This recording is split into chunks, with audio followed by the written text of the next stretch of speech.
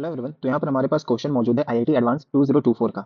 और क्वेश्चन में हमें कुछ डेटास गिवन है, जैसे कि 1 ग्राम चारकोल गिवन है और इस 1 ग्राम चारकोल के ऊपर हम एसिटिक एसिड का मोनो लेयर लगा रहे हैं। ठीक है, और जो हमारा एसिटिक एसिड है उसकी कंसंट्रेशन है 100 ml of 0.5 molar acetic acid. ठीक है, और उसमें से कुछ एसिटिक एसिड हमारा अनएब्जॉर्ब रह गया है और उसको न्यूट्रलाइज करने के लिए हमारे पास 40 ml 1 मोलर NaOH सॉल्यूशन की आवश्यकता है। ठीक है, अब हमसे यहाँ पर on the basis of given data क्या वैल्यू पूछी जा रही है कि P इंटू 10⁻⁻³ मीटर स्क्वायर क्या है, हर एक एसिटिक एसिड का मॉलिक्यूल का क्या है, सरफेस एरिया है, जो कि हम चारकोल के ऊपर अप्लाई कर रहे हैं। तो यहाँ से हमें P की वैल्यू फाइंड आउट करनी है, और जिसमें हमारे पास सरफेस एरिया चारकोल का गिवन है और एवोगैड्रोस नंबर की जो वैल्यू है हमारे पास वो लेनी है 6 इंटू 10⁻23 पर मोल। ठीक है, तो आइए इन डेटा के हिसाब से अपने क्वेश्चन के फ्रेम करते हैं और आंसर को प्रोसीड करते हैं। ठीक है, तो हमारे पास चारकोल गिवन है 1 ग्राम। ठीक है, और अगर मैं गिवन डेटा से number of moles of acetic acid calculate करूं, that is number of moles of CH3COOH, तो क्या हो जाएगा M into V, which is equal to क्या होगा 100 into 0.5, which is equals to 50 millimoles. ये क्या आ जाएगा 50 मिलीमोल्स हमारे एसिटिक एसिड यहाँ पर गिवन है, उसकी नंबर ऑफ मोल्स। ठीक है, अब जो अनयूज्ड एसिटिक एसिड था उसको न्यूट्रलाइज करने के लिए कौन आ रहा था, NaOH आ रहा था। तो अगर नंबर ऑफ मोल्स ऑफ हम NaOH कैलकुलेट करें तो अकॉर्डिंग टू गिवन डेटा फिर क्या करना पड़ेगा M इंटू वी, और M इंटू वी से हम निकाल सकते हैं 1 into 40, which is equals to 40 millimoles. ठीक है, ये हमारे पास number of moles of NaOH आ चुका है।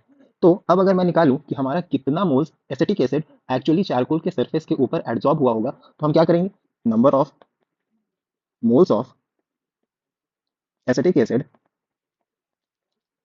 Absorb on surface of charcoal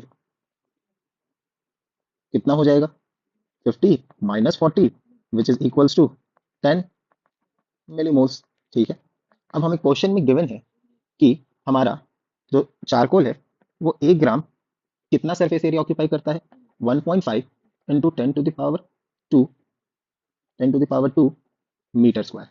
ठीक है, अब इस 1 ग्राम ऑफ चारकोल के ऊपर हम कितना एसिटिक एसिड यूज कर रहे थे, विच इज 10 मिलीमोल्स। तो हम ये बात भी लिख सकते हैं कि 10 मिलीमोल्स हमारे acetic acid same surface area occupy करेंगे चारकोल का। यस और no, same surface area charcoal का ऑक्यूपाई करेंगे। ठीक है, तो यहाँ से हम बाय यूजिंग यूनिटरी मेथड ये बात बोल सकते हैं कि 1 मोल हमारा एसिटिक एसिड, ठीक है, ये हमारा क्या है, एसिटिक एसिड है। 1 मोल एसिटिक एसिड कितना सरफेस एरिया ऑक्यूपाई करेगा, by using unitary method we can write it will occupy 15 into 10⁻³ metre square. तो ध्यान रखने वाली बात है, यहाँ पर हमारे पास मिली मोल्स था, अब हमने इसको मोल में कन्वर्ट कर दिया है। ठीक है, और हम जानते हैं 1 मोल में क्या होता है 6.0 इंटू 10⁻23 मॉलिक्यूल्स किसके होंगे, एसिटिक एसिड के होंगे, और ये भी हमारा 15 into 10⁻³ metre square surface area occupy करेगा।